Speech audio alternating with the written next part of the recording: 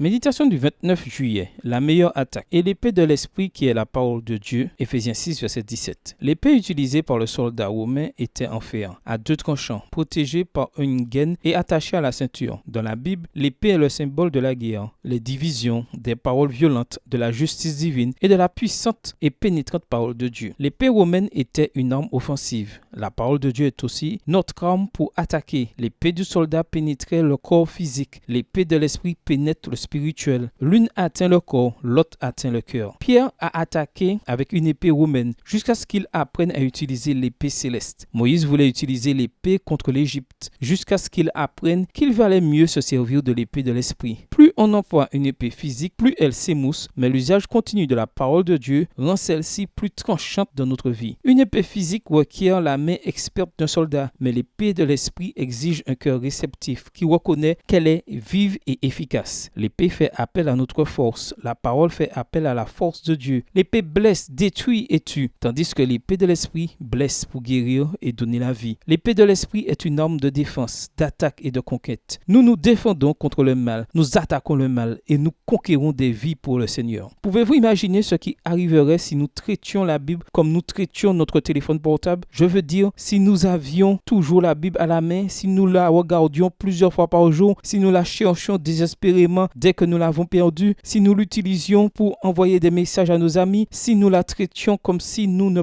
pouvions pas vivre sans elle, si nous la donnions à nos enfants pour être toujours en contact avec eux, si c'était notre moteur de recherche permanent de solutions, si nous lui consacrions des heures et des heures par jour comme certains le font, contrairement au téléphone portable, la Bible ne reste jamais sans connexion. Que ce soit en montagne ou en mer, jamais sans service, jamais sans réseau. Son crédit est illimité. Jésus l'a payé pour toujours. La vie est un combat permanent contre le mal, à la recherche du bien et de la victoire éternelle. C'est pourquoi, plutôt que d'utiliser un téléphone portable pour demander l'aide des hommes, il vaut mieux recourir à la Bible pour demander l'aide de Dieu. Bonne journée à vous et que le Seigneur vous bénisse.